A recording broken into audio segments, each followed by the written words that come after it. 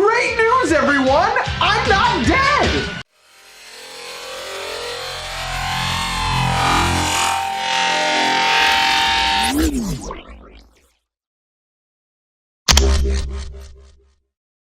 So my good friend Larry Arts Productions nominated me to participate in the POTP challenge, which I thought stood for Power of the Primes challenge, which I thought was hilarious because I don't buy that garbage. However, POTP stands for Polished Old Turd Plastic. Basically, you're supposed to review a figure that sucks. However, I was faced with a dilemma. As of recently, my collection has gotten a whole lot smaller, and thus my choices were severely limited. But then I remembered, Studio Series is a thing. So in order to properly participate in this challenge, I purchased the infamous Studio Series Bumblebee. But after I got this figure home, I learned something awful.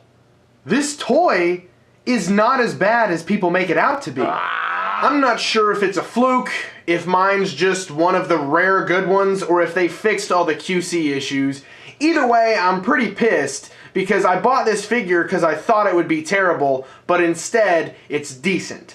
Let's talk about the box, because I gotta hit that 10-minute mark somehow. These are really interesting boxes, especially for the deluxes, because we've gone from the traditional bubble on card to these nice boxes, and that's because of what's included inside. The artwork's pretty nice. You can obviously tell they're shooting for a more premium style, but no one gives a shit about the boxes anyway. If you open them up, you'll find the included display stand. It says Studio Series. It's got the number 1 on there because Bumblebee is number 1. It says Transformers Generations up there, and it also has the first movie logo graphic because this Bumblebee's from the first movie. Down here it says Authentic Transformers. Are we really at a point where we have to disclose that it's authentic?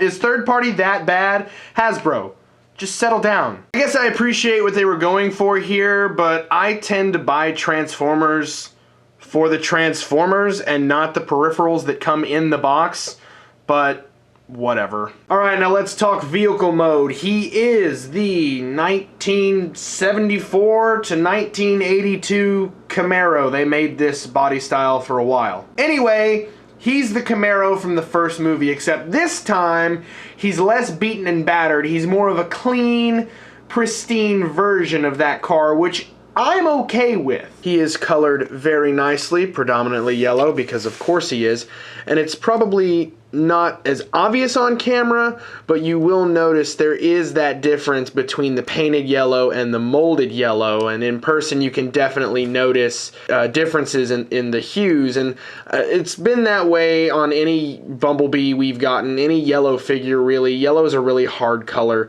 to match. I wish, because this has been touted as a premium figure, I wish they would have tried to match it a little bit better. Maybe they did, but to me, I can still see to the naked eye the differences in the painted yellow, like on the door here, versus the molded yellow here. But while we're over here, you can see that his rims and tires are different colors, and holy crap, it just makes all the difference in the world, makes it look insanely more realistic. The front end is nicely detailed with a lot of nice shiny silver. It's going to be hard to tell, but his headlights are painted in kind of a lightish blue silver, which gives it a really nice illumination effect when the light hits it right. Another great detail that we don't get too often, the tail lights and the rear bumper are painted. There is no license plate, but that split down the middle is probably the reason for that. And then his stripes are very, very nicely painted. You've got the thick black stripes with the nice little pinstripes.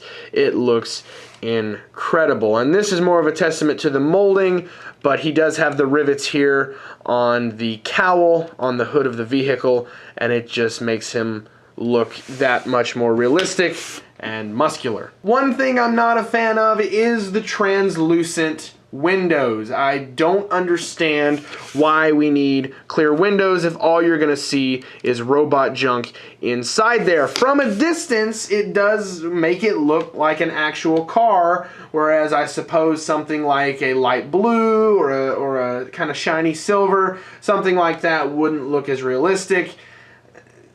I'm sure there's reasons for it, but something I would like to touch on is there are a bunch of different panels here that make this wraparound window section that is authentic to the car, and I really appreciate the effort they spent making that, even though it's not one solid piece, making that look like one large wraparound window.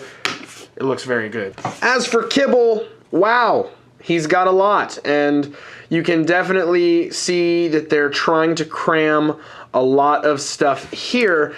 From the back, it's the worst because you've got those huge panels hanging down.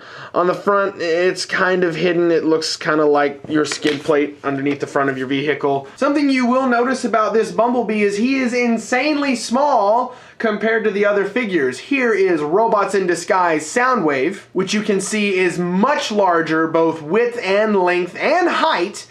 Even though the Robots in Disguise are supposed to be smaller, more simplified toys, this figure still dwarfs that Bumblebee. And here he is with Power of the Prime's Road Trap, who is a Legends class toy, and as you can see, he is taller, he is thicker, and he's a little over half as long as this Bumblebee. So this Bumblebee is very small, even compared to a Legends class figure. But don't worry, because you get some extra plastic to even out the cost a little bit, and here it is. It's his cannon from the movie, which is a completely separate piece. He does parts form his weapon. We'll talk about that in robot mode. But the reason I'm bringing it up here is because it does mount in vehicle mode. You can take this, there's a round tab and a square tab. You can shove that square tab right there and store the gun on his bumper.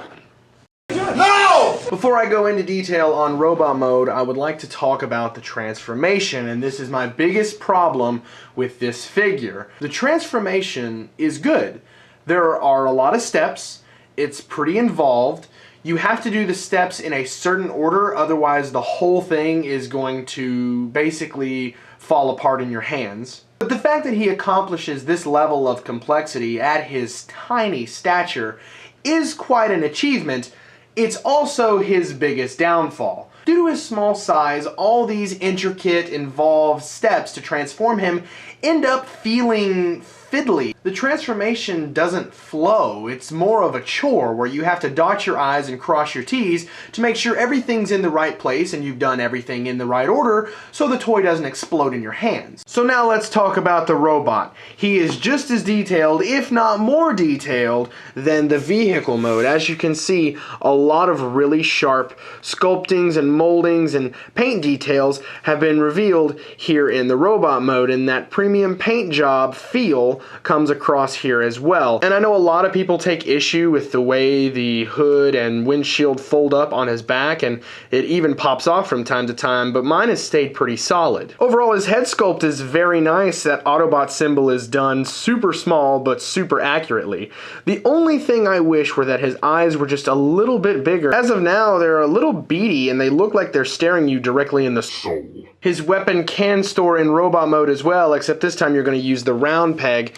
It plugs on here on his butt. But if you rip his arm off, you can replace said arm with this cannon, giving him his accurate movie weapon. Something I like to point out is that the molding on the arm guard is the exact same size and the exact same shape. Now that begs the question, what are we gonna do with this? We've ripped it off, now what happens? Do we throw it in the trash? This arm stores as well. Just fold the hand up and this little peg goes into his butt. For reals though, this arm is designed to separate and peg onto the butt. If you try to rip the other one off, you're a ding dong. Another major problem people have had with this mold is that the joints are insanely loose, and mine aren't. As you can see, mine holds poses just fine.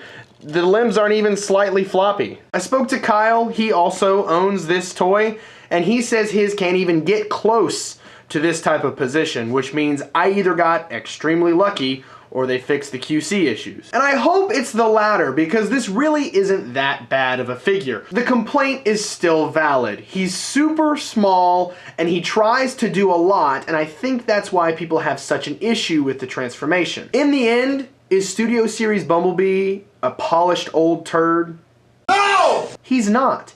And I'm kind of on the fence about how I feel about that, because I was expecting him to be terrible. Everybody and their brother has complained about this figure till they're blue in the face, and here I've got one and it's fine. I can't help but feel like I got ripped off in a good way, but I can totally see how people aren't comfortable paying $20 for a figure of this size. This is where reviews get hard, because just being objective doesn't work anymore. These figures are so small, and most of them have such widespread issues, and they cost so much. It really isn't about a good toy or a bad toy anymore. It's about, are you willing to take the gamble for the amount of money these cost to see if maybe you get a good one and maybe you don't. So I truly feel like I can't give an honest opinion, because as it stands right now, this Bumblebee is an outlier. He just happens to be one of the very few good quality toys